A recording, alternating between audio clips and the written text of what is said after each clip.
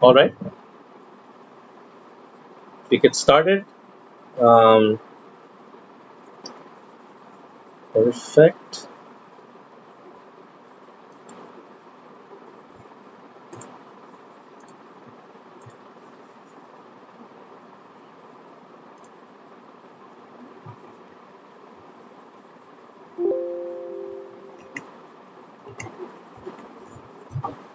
All right, perfect. Good evening, everyone. First of all, a big thank you to the organizers of this particular session. And it's my privilege for me to address to you on a topic that I'm very passionate about, something which I've been doing quite a bit of reading, research on for the past 10 plus years or so. So before we get started, let me introduce myself. My name is Kaushik Gopalan. I currently work as a director of HR in a company called Neustar Labs. Um, I live in Bangalore. um, I've For about 18 years I've been in this industry across mostly in IT services, IT products, banking, and financial services. I have a big passion for people. I have a big passion for human resources. I have a big passion for sports. I'm a big sports fan. I can talk cricket, football, tennis, Formula One. If you ask my friends, I think the list will go on. So when we were talking about this particular topic, I was actually bouncing this topic off with a friend of mine, and we were talking about whether 42 kilometers or 100 meters. So 42 kilometers really reflects a marathon. So is a career a marathon? Is a career a sprint? That's really what is the basic question, I think, that really is in front of all of us. So is a career consisting of something which is at your own pace, or something where you have sprints, or do you have both? And I think that's what I'm hoping to achieve today, by giving you some ideas, some thoughts, and some tips around what you can think about as you think about your career. My examples are going to be by talking with my friends whose privacy I have protected. And so you will see me going through this whole presentation through stories. Who doesn't love stories, right? So I have actually talked to many people who are in various fields, and I'm hoping to give you a sense of what people have achieved in their respective fields, and what people have and how people have achieved them, and what's their story behind it. And hopefully what I'm hoping is that once I'm able to give you some thoughts, some ideas about how you can present your career and how you can think about your career, it will give you strategies, it will give you some ideas about how you can think about your career, not just in the long run, but also in short run, and also in phases, right? So let's go to a quick story, right? So when we were thinking through this, right, let's take the fastest man on the planet, Usain Bolt. Even though Usain Bolt runs 100 meters, but the process to prepare and the journey is a marathon. What we see is the end product of Usain Bolt running those 100 meters in record quick time of 9.69 seconds. But what lies beneath are the years and years of blood, sweat, and tears that has actually gone in behind the success. So what I'm trying to give you an insight in the next 40-45 minutes or so is for you to see as to what could be some of Usain Bolt's techniques, what you could consider as we look at careers today.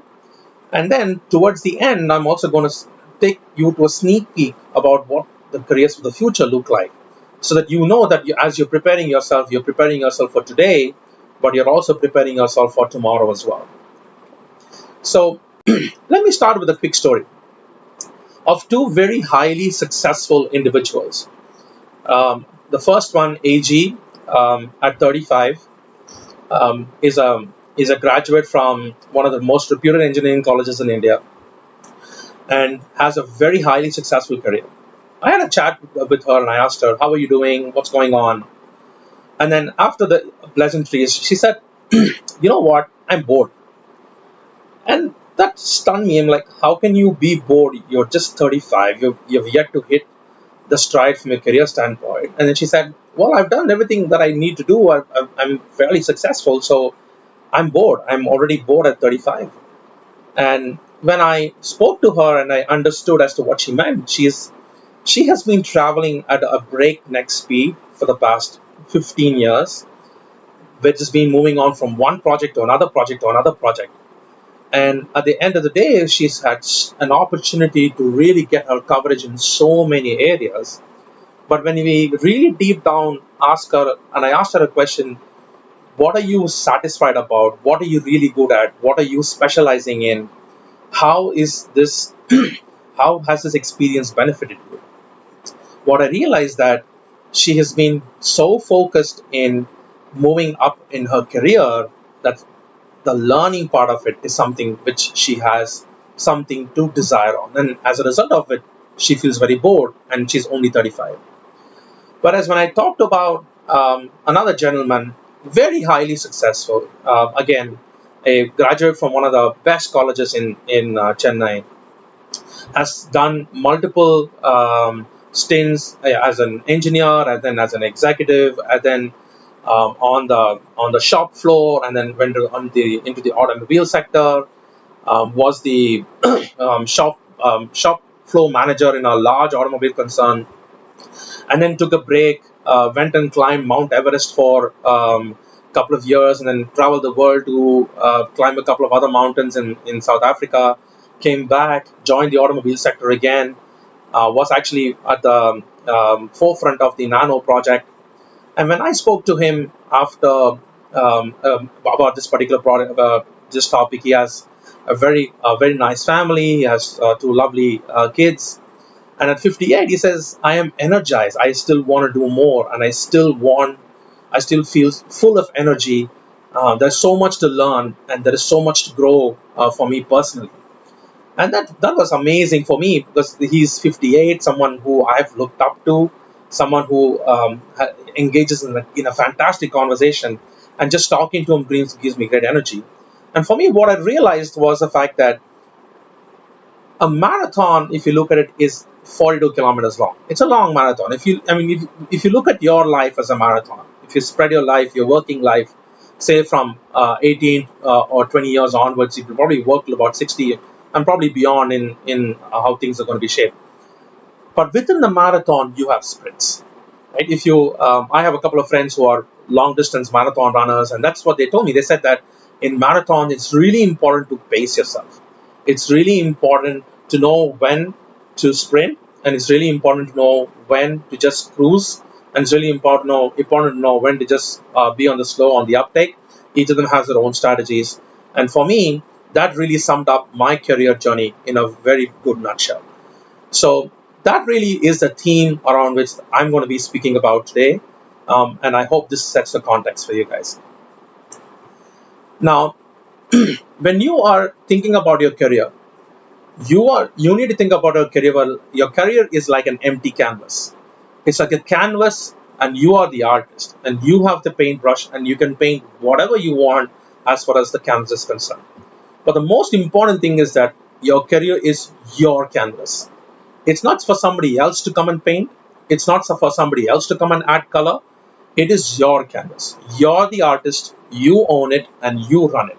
So as far as what decisions you take, what choices you make as far as your career is concerned, it's all on you. And that's a really important distinction, because a lot of times when I speak to students, a lot of things are seemingly out of control, but they're not. You always have a choice that you can make as far as your convenience, your career is concerned, and that's the beauty. So take ownership, be positive. There is a lot to come from a career standpoint. I think we are, while the short term from an industry standpoint, there's going to be some amount of uncertainty. I think in the long run, we are probably in what is now normally known as the industrial revolution, where I think we are now in an exciting phase. The jobs are going to change. I think our orientation towards career is going to change, and I'm going to kind of address some of those topics in the next few minutes. So here's my second story. Right, if you look at how careers were and how careers were actually thought about traditionally. Right? I was chatting with my dad a few a few weeks back about this particular topic, and I asked my dad, "Listen, when you were graduating out of college or thinking about career, what were you thinking about?" And my dad, just to give you a background, was a fantastic cricket player. He played at a very high level in the first class cricket. He actually played with some of the ex-Indian internationals. He was a gold medalist in college. And then I asked him, what options did you have at that time? And he said, my options were very limited. Either I got into civil services, or I got into research and development, or I got into banking. And since his father had gone into banking, it was a tradition in those days for most sons or daughters to actually follow the profession of their father. So my dad was a very highly successful banker. Went on to be in the bank for 35 years. Imagine us actually being in a particular company for 35 years. It's unheard of. But I think now that the landscape is going to change. I don't even know if you're going to stay in the same profession for the next 35 years. And I think that's what's going to significantly change.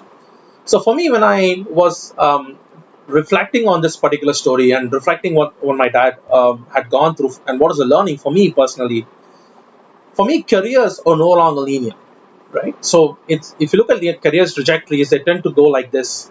So you start from this position, and then you go here, and then you go here, and then you go become a supervisor, you become a manager, and then you become, a general manager, and things like that.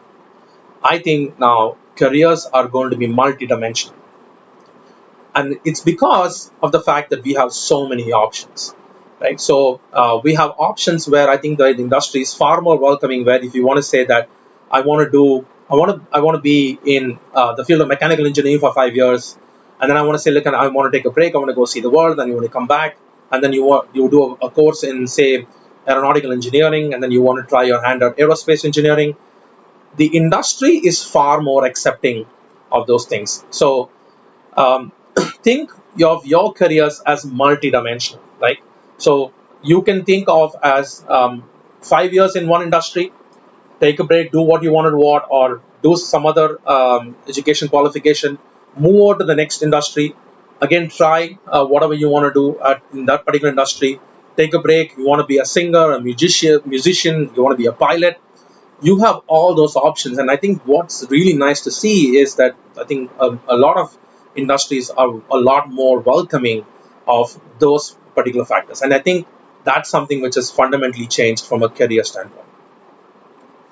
When I look at the next story, right, now this is one of my favorite stories. So we're talking about Ken the executive, right? See, so this is so when I was living in the US for about three and a half years, I used to work closely with Ken, and Ken was a very high performing executive, very highly driven, very highly charged, and very highly motivated. During from Monday to Friday, he was absolutely focused on what he had to do.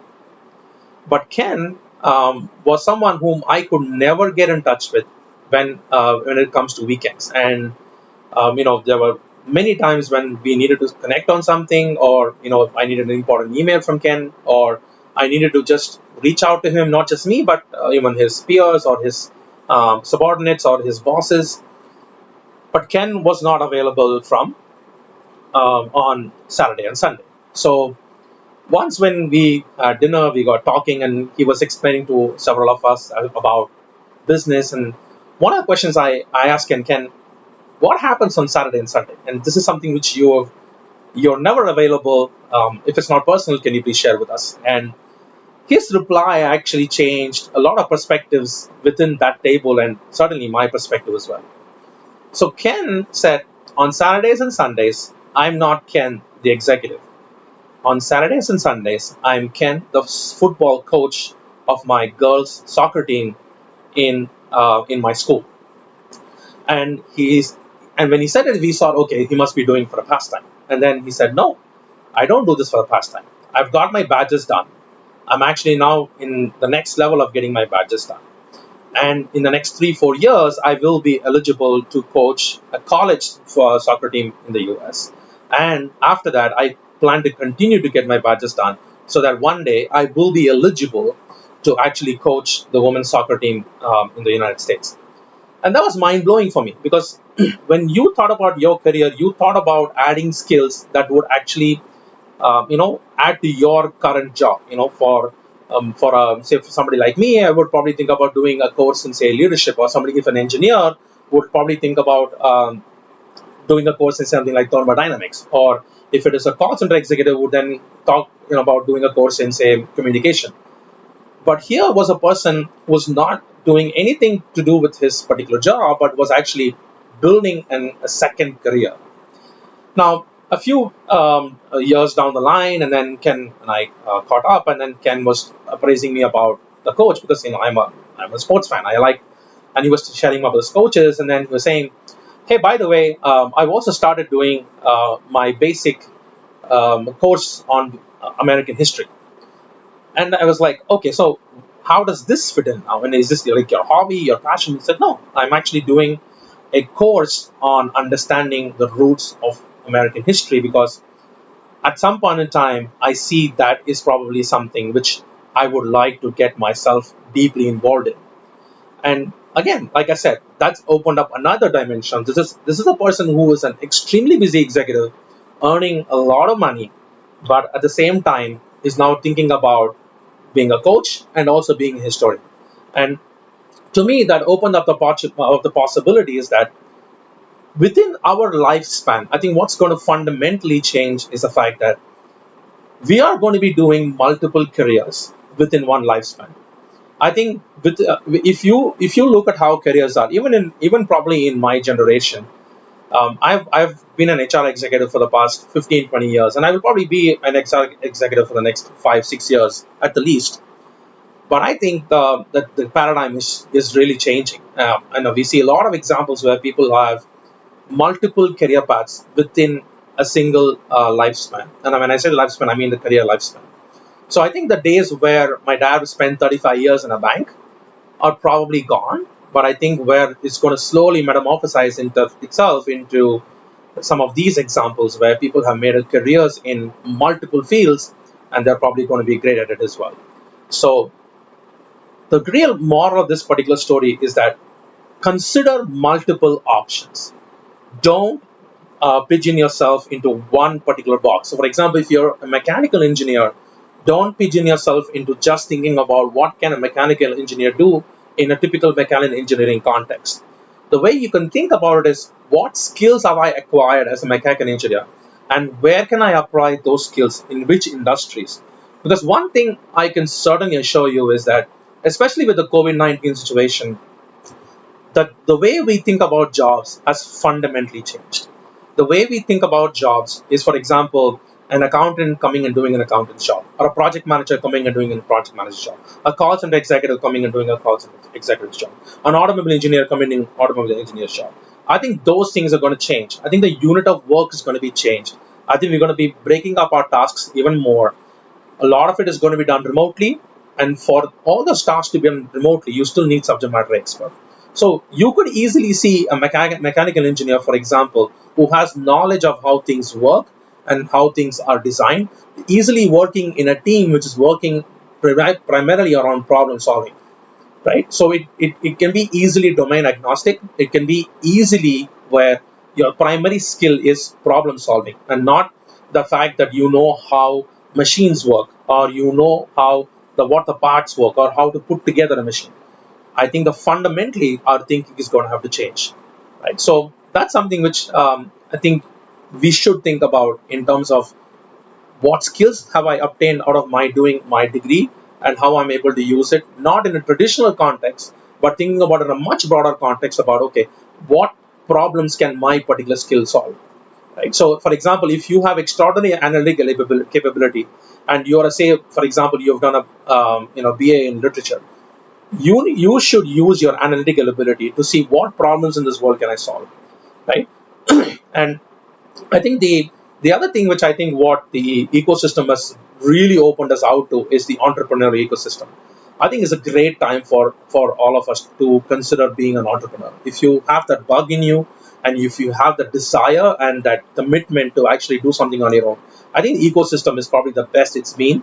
And I think, if you speak to entrepreneurs, they will say that, once we are out of this particular short-term crisis around COVID-19, depending on the economy, stabilizes, we all have huge opportunities in the new world.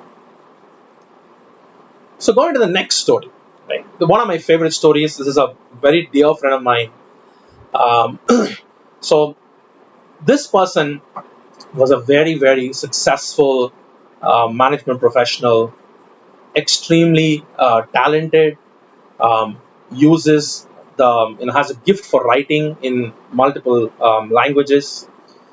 Um, after some time, figured out that I probably am not going to be in the management scheme of things. I really don't want to be here, and then started dabbing at writing.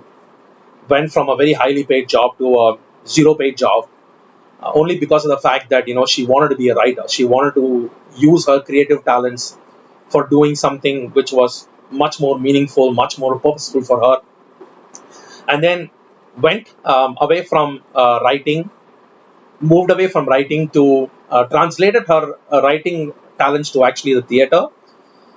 Discovered that she had a big passion for expressions and bringing out her inner feelings on stage, motivating, inspiring, and influencing others as far as just expressing and bringing out emotions. And then transition from the theater, is now a very well established actor.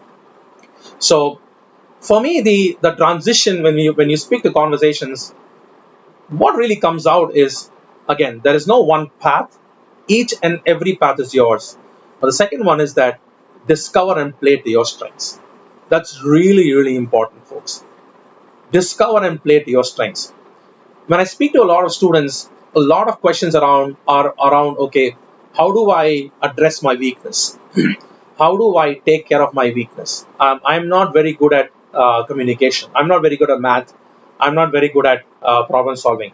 How do I, kind of address that? But for me, the other side of the coin is far, far more important than actually talking about your weaknesses.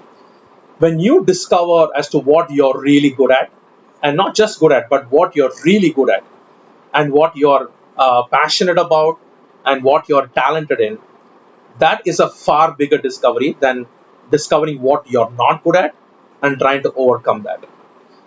When you're trying to fix your weakness, your trajectory curve is linear, which means that, okay, for example, say you don't know coding as an example, right? And if you learn coding, you're going to be a good coder. You may be an extraordinary coder.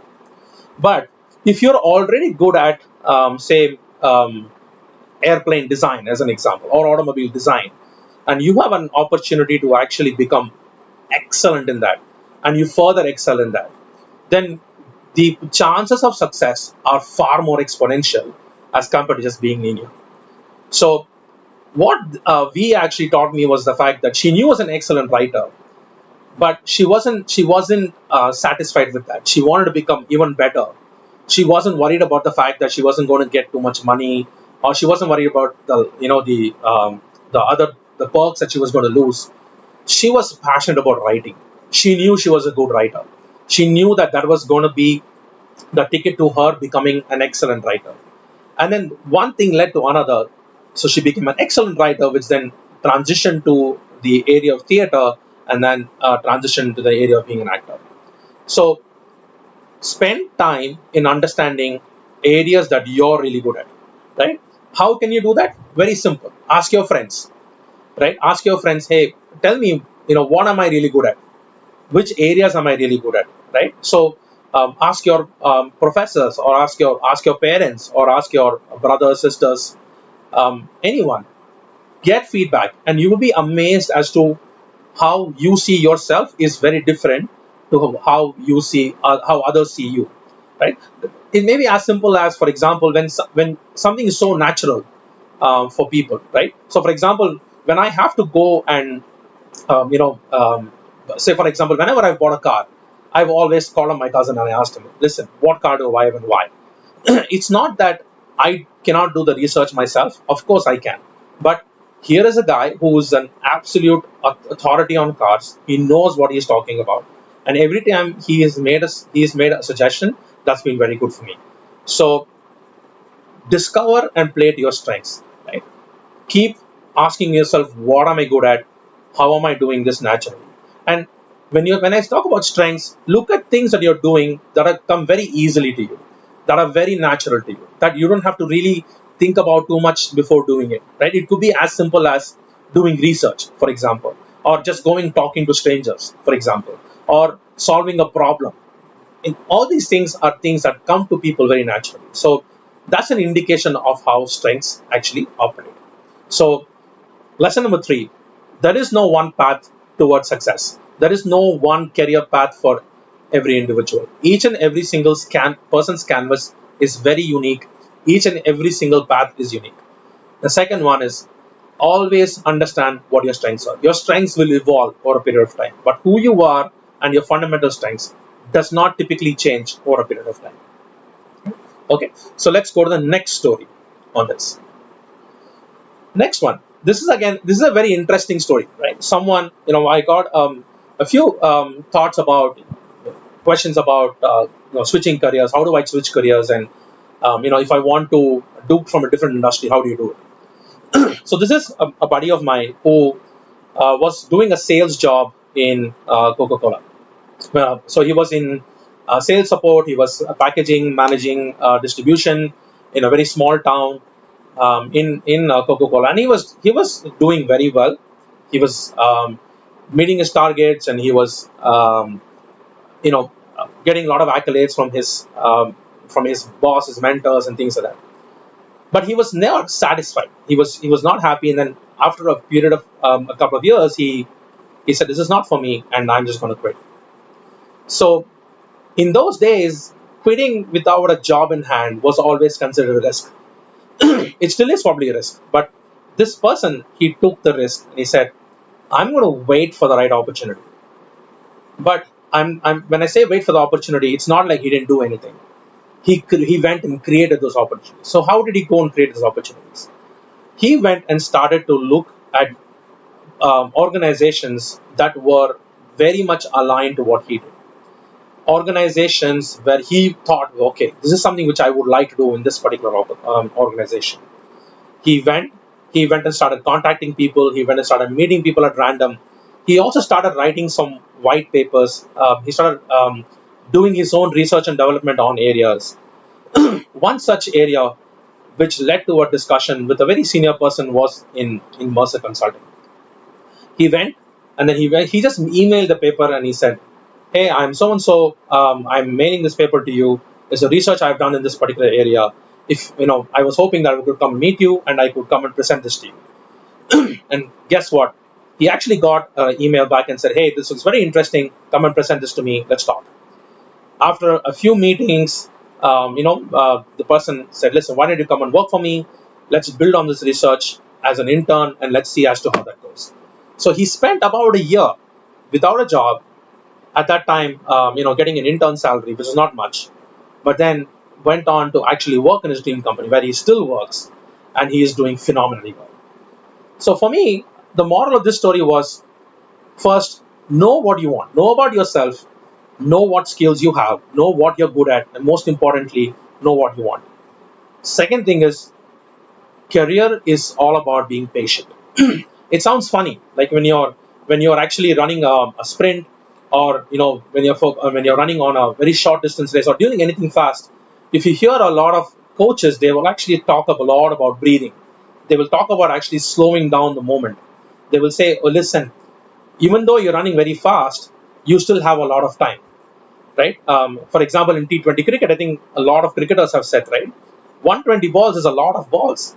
So it may not sound much, but you can actually be patient. Be patient to wait for the right fit opportunity, the opportunity that fits you the best.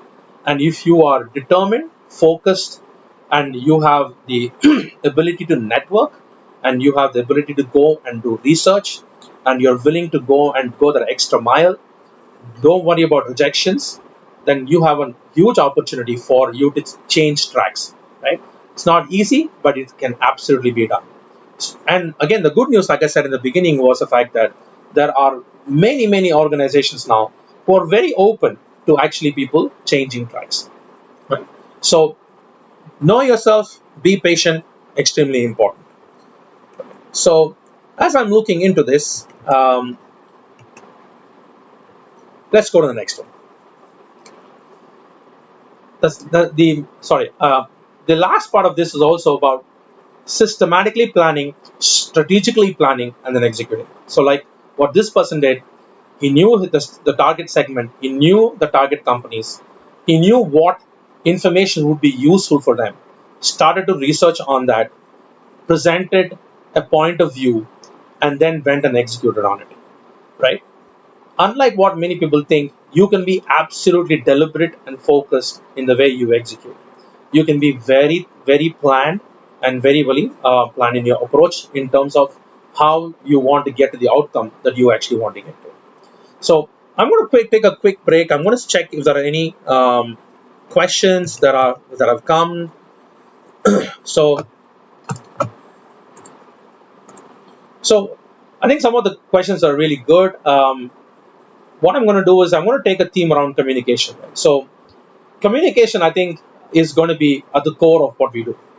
It doesn't necessarily have to be something which is it's not about your just the way you speak English or the way you speak your native language. It's about having clarity. It's about having a clear, focused discussion. It's about you presenting your viewpoint in a very succinct manner. It's about you having a point of view, right? So it's not about how well you can speak. It's not about what accent you have. It really is about what is the important pieces that you are actually communicating. And that's really important as we go into this world, especially when a lot of people are talking about working remotely, and where your written communication as well as your spoken communication needs to be very good. But when you're working in a physical office, you can always talk to people and clarify on real time. But when you're working virtually, communication that becomes that much more important. The other piece that I want to talk about is the um, working women, and how accepting the workforces are about working women. I can tell you that this landscape in India has tremendously changed for working women, especially women who have had to have childbirth and want to have come back to the workforce. There are many organizations who actually have a return to work program. Many organizations who run specific programs for women who want to return back to work after childcare. There are organizations who now go the extra mile for providing facilities at the workplace for women and childcare. I think leadership in organizations have become a lot more sensitive to actually women working at the workplace. So I think from an industry standpoint, by and large, there has been a lot of acceptability. I think some industries are probably a little more progressive as compared to other industries, but I can very confidently say that in the majority of the industries, I think working women, are being encouraged, and women in childbirth are being encouraged to come back to the workplace, and organizations are really ready to provide some kind of support. So let's go to the next story.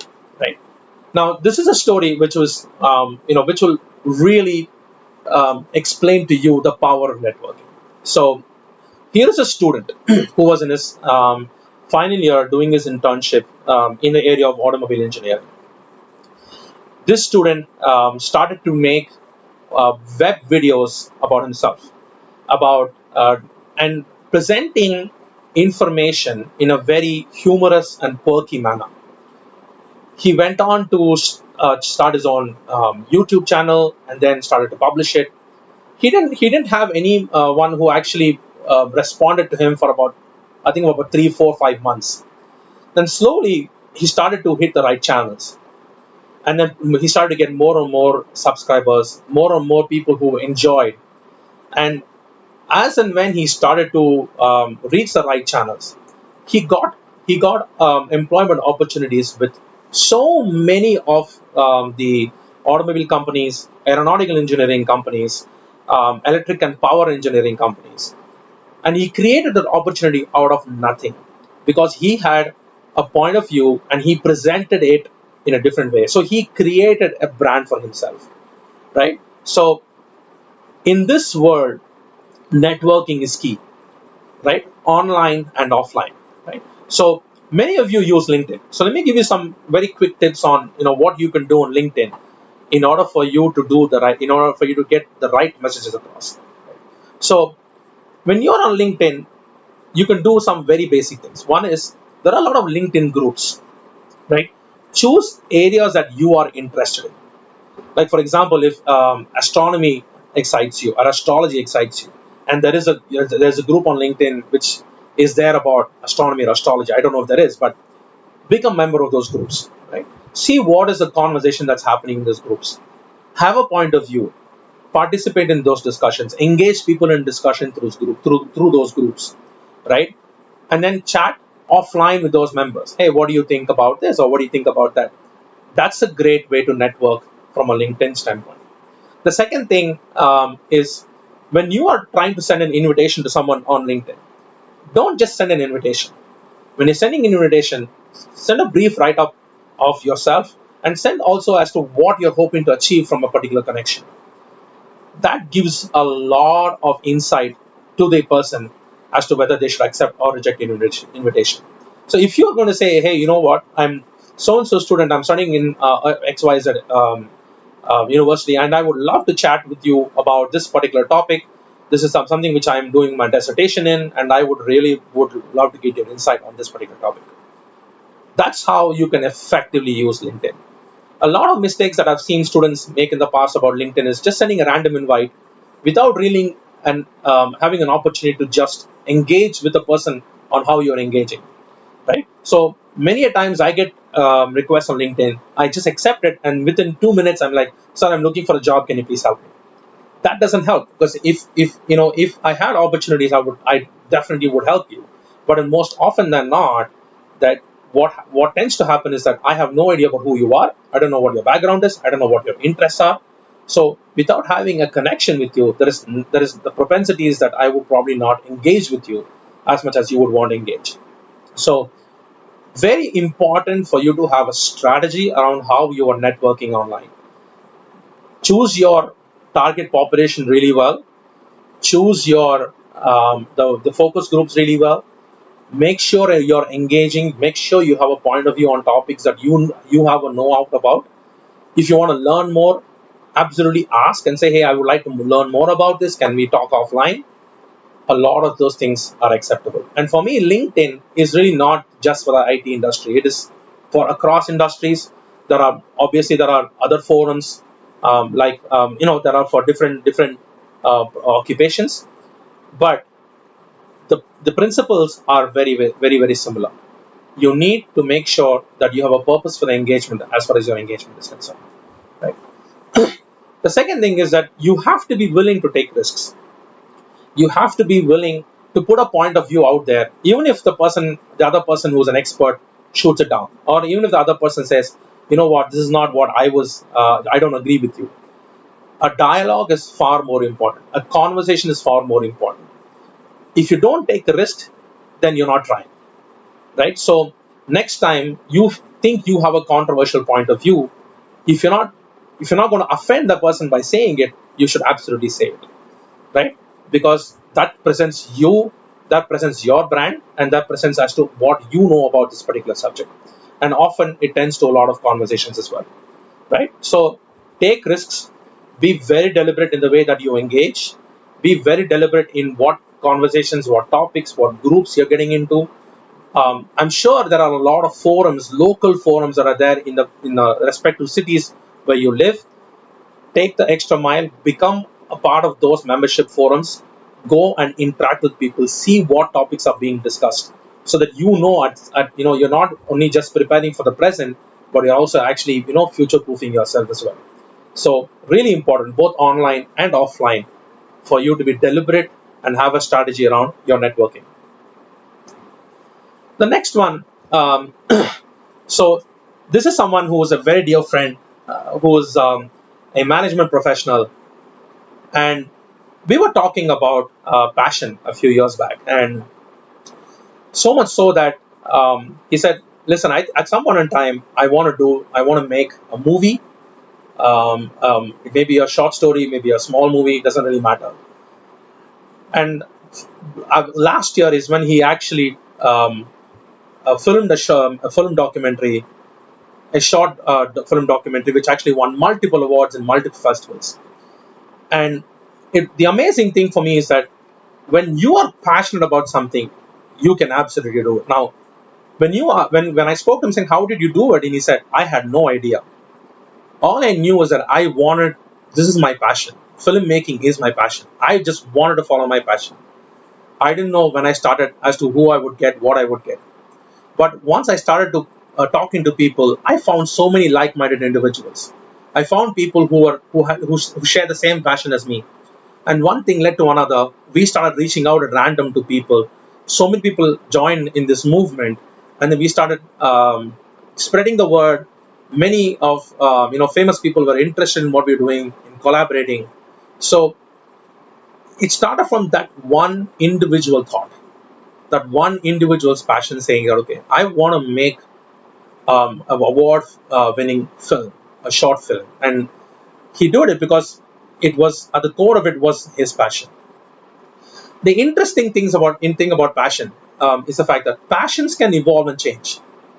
What you are passionate about today can evolve and can change, right? It's not something which has to stick with you for the end of your life.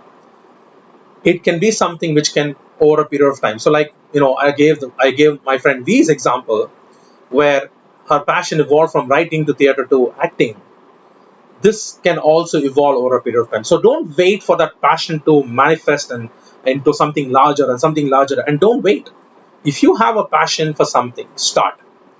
Because once you start, you never know where help is going to come from. You never know how fast you're going to be actually able to, move on this. And you will actually be surprised actually how dreams can actually be achieved when you're passionate and you follow your passion. So I'm going to take a quick break and check some more questions. How to balance passion and money? Great example. I think it all depends upon your why do you want to have passion, or what the passion is actually going to result in, right? So, for example, I have a passion for sports, right? I love to watch sports. I love to read about sports. I love to talk to people about sports. It's a real passion area for me. I love to quiz about sports. I love to argue with my friends about sports. But for me, a passion, more often than not, passion is about release, right? There have been many times where people have found ways to monetize passion, right? So it's about you having a passion and then you monetizing it are completely two different things. So if you want to combine the two, yes, it's absolutely possible, but it's very specific to how you can monetize it. So if you, for example, if you want to make money out of making films, of course you can. Your passion at the core remains still making the film, whereas making money tends to be a byproduct of your passion, right? Some people have a passion to make money, nothing wrong in that, right? So they have found ways for them to actually make money. So your passion tends to be something which you do because it gives you a lot of internal satisfaction. It gives you a lot of release. It's a big stress reliever. And if you have found ways to monetize it, you absolutely can, right? Um, let me look. How to increase your communication skills? What can you do about increasing vocabulary? How can you generally, become better at communication? A simple tip for becoming better at communication is practice, and you can practice in multiple ways, right? You can practice. Of course, the first thing is reading. In whichever language that you want to read, you need to read. The second thing is that the biggest thing in communication is about public speaking, right? So there are a lot of organizations that help with public speaking, like Toastmasters is one. So if you have a local Toastmasters club where you have an opportunity to go and your practice your communication skills, you should. It's a fantastic club. But if you don't have access to Toastmasters, you can form groups of your own where you can take projects and you can actually read. You can read aloud the newspaper. You can read in front of a mirror. But what is important in communication is clarity. What is important in communication is knowing what you're going to communicate.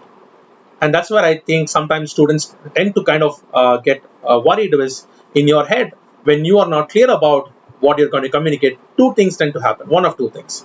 One, either you're very silent because in your head you're very confused, or you tend to ramble on and not really have a point of view, and you just go around and round in multiple directions. The only way that you're going to get better in communication is by absolute just practice. I have been practicing communication for the past 18 years, and I still will not say that I'm at the required level of proficiency from communication. I'm still learning about communication.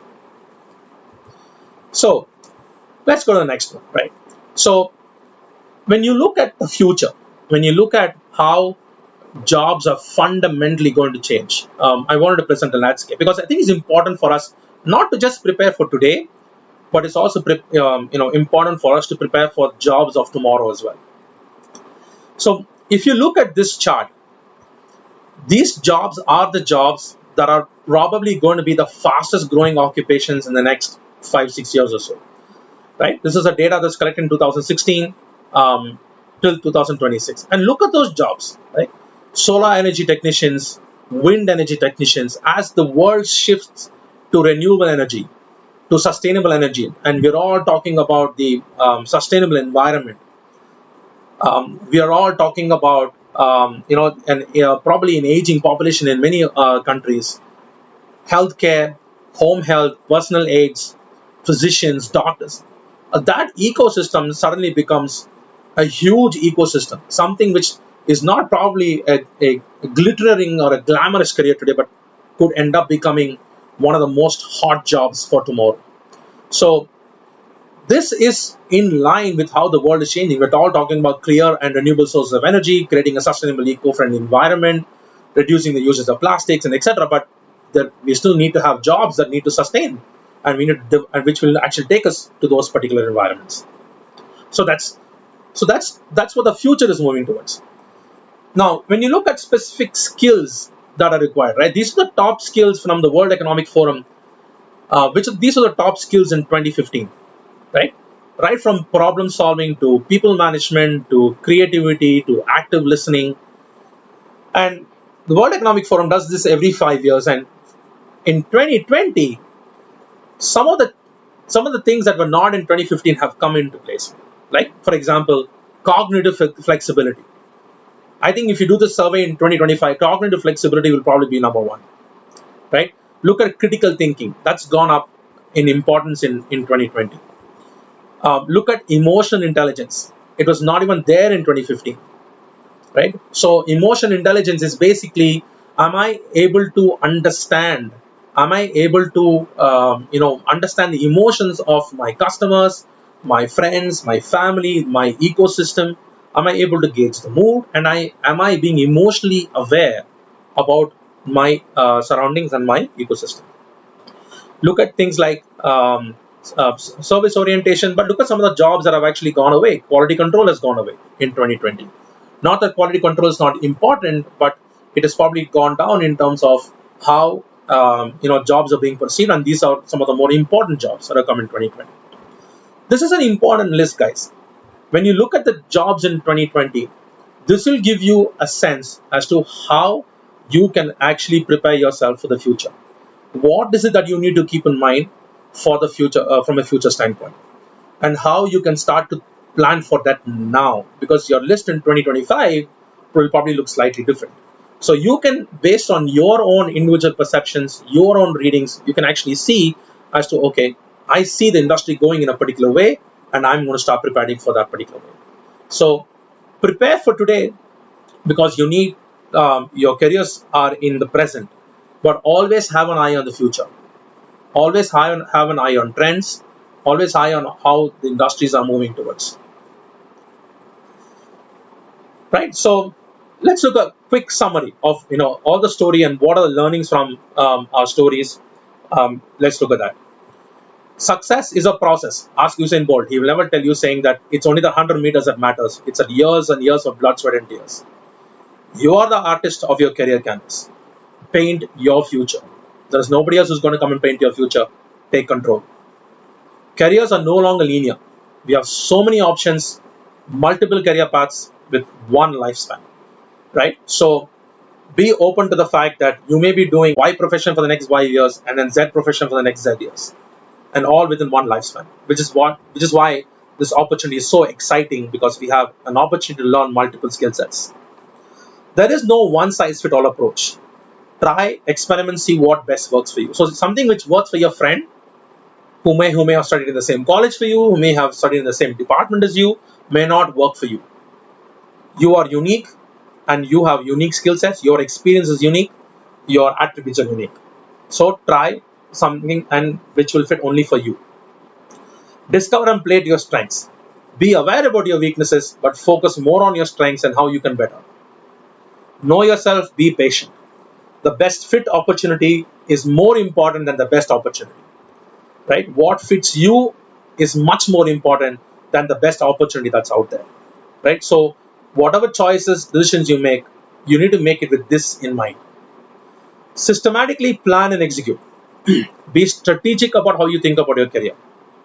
When you're networking with people, look at why you're networking, what is the objective that you're networking, and be also be willing to take risks. Accept criticism positively. So if you have a point of view and somebody is going to say that, okay, I don't agree with you, that's fine. You can always take it positively, work on it, and come back. Follow your passion. Follow organizations that align to your passion, right? We spoke about NK story, because you never know an opportunity will come up. You never know what doors you're knocking. You never know when an opportunity will get created. So always follow your passion and follow organizations that align to your passion as well. And remember that passions can evolve and change. Keep your mind open, keep your mind flexible. And the very last slide, so we talk about tactics, strategies at a very high level, but there are some personal skills and traits which I think we should all think about having and evolving. First thing is, build your own set of personal board of directors, right? Your own personal set of advisors, people who will give you honest feedback at any point in time, right? This could be anybody. This could be your mother, your father, your brother, your sister. It could be your professor, your schoolmates.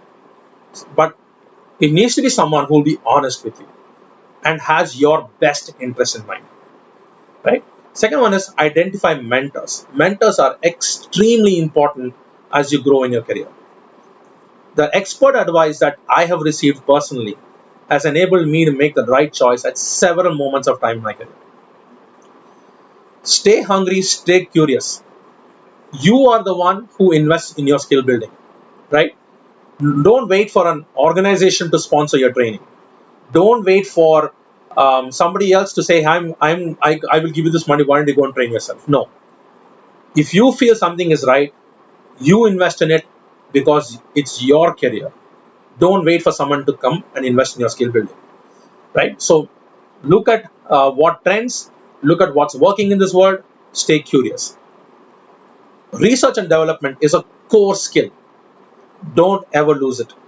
It will become even more important as we move into our industrial age. Degree is important, but how you apply and what skills you are using are a key differentiator. One of the questions I ask is, how do I pass an interview? What tips do I have to pass an interview? One of the things I tell people is prepare.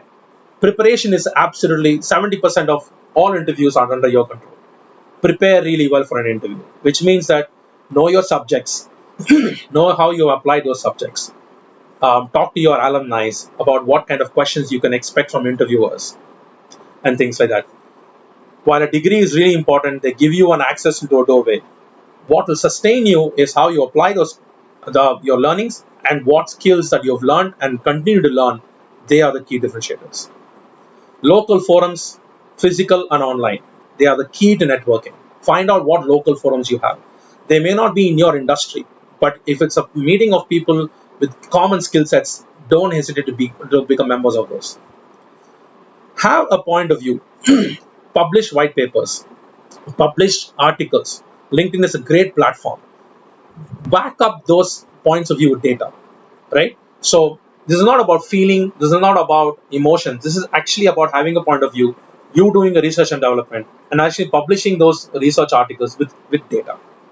And the last one, emotional intelligence in conjunction with artificial intelligence, right? There are a lot of, the whole world is moving towards artificial intelligence, but what still makes us unique is our emotional intelligence, our awareness about human emotions, our awareness about how people are feeling, our awareness about what is the mood in organizations, what is the mood in this country, and things like that. So with that, I'm going to say one of my favorite quotes from possibly the greatest basketball player of all time, Michael Jordan. I can accept failure. Everyone fails at something, but what I cannot accept is not trying. So keep trying and make sure that you are trying. And failure teaches you a lot more about success than success about failure. All right. So after my long monologue, I'm going to start taking the first questions. So great question about doing further studies, or should I continue in my engineering? I think doing the next step or taking the next step from a proficiency standpoint, whichever you are in. So, for example, if you're a college grad, you're thinking about doing a PhD or an MCA or an MBA or an MSc. It really depends upon why you want to do that, right? My only suggestion for you is that don't do it because your friend is doing it. Don't do it because it is the trend to do it. It's really important for you to know why you want to do it. It's really important for you to say, okay, these are the skills that I will get if I get one of those degrees, because I see an opportunity for me to be something in this particular area, right? So this is where your mentors come in extremely handy. This is where your access to your alumni network in colleges, or your friends of your elder brothers and things like that, they come in really handy because of this. So for me, the most important thing when you're deciding is why you want to do an external career, why you want to do something which benefits you, and why you want to do something which is for me what will benefit, right? So that's what I'm looking at. So I'm looking at the chat box, I'm looking at some Q&A sessions. What is the strategy of first year students? So I think it depends how you look at it. I think it all depends on which which field that you are actually looking at. If you're looking at an undergrad situation where you are just starting your graduation, one of the first things that I will say is that research and development is going to rule. I don't think there's any doubt about it. R&D is going to be the critical skill going forward in any industry, in any field. Our economies are going to change. India's economy is going to change. We're probably going to see a shift towards manufacturing or electronics and semiconductors industries, or just the way we do or we think about jobs. I think is going to change. But I think what fundamentally is not going to change is research and development. That's always been in our DNA. That's always something which I look for in students when I'm looking to go to campuses and hire people.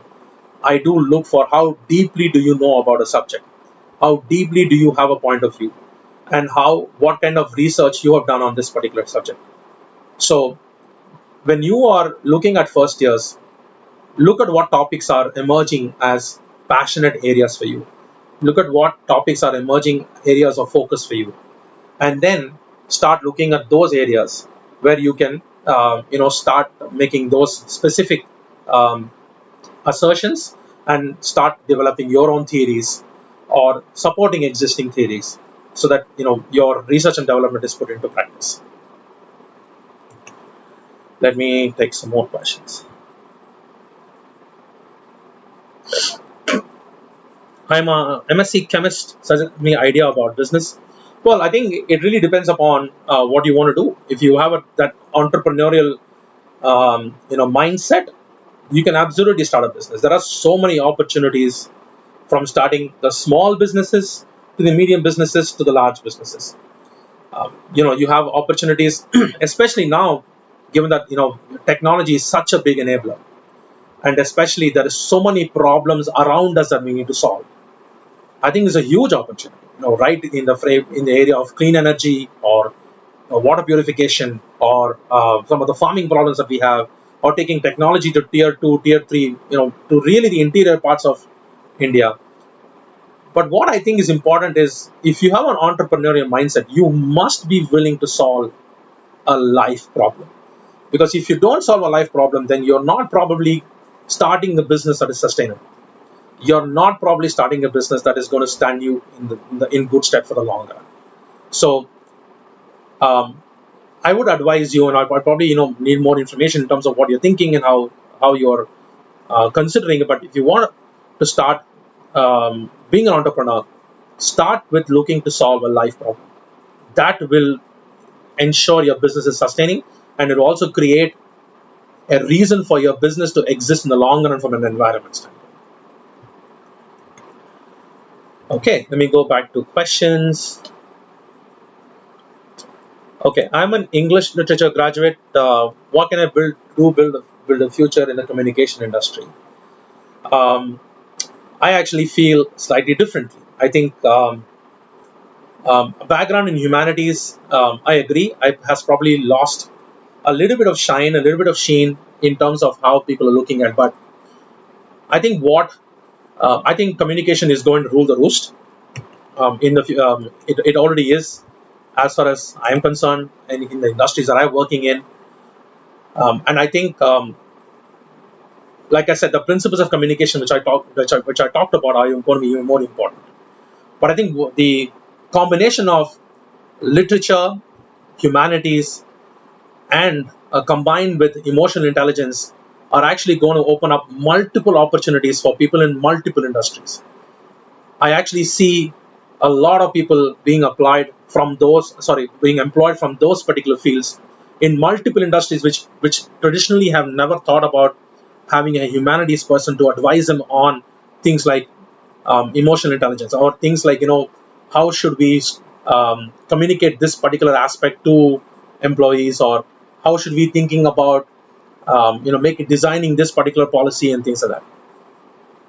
We've always had people in at least in management who have come from humanities background, but I think that's going to extend. I think you're going to see people with humanities backgrounds in multiple fields, as I said, because I see a big convergence between artificial intelligence and emotional intelligence.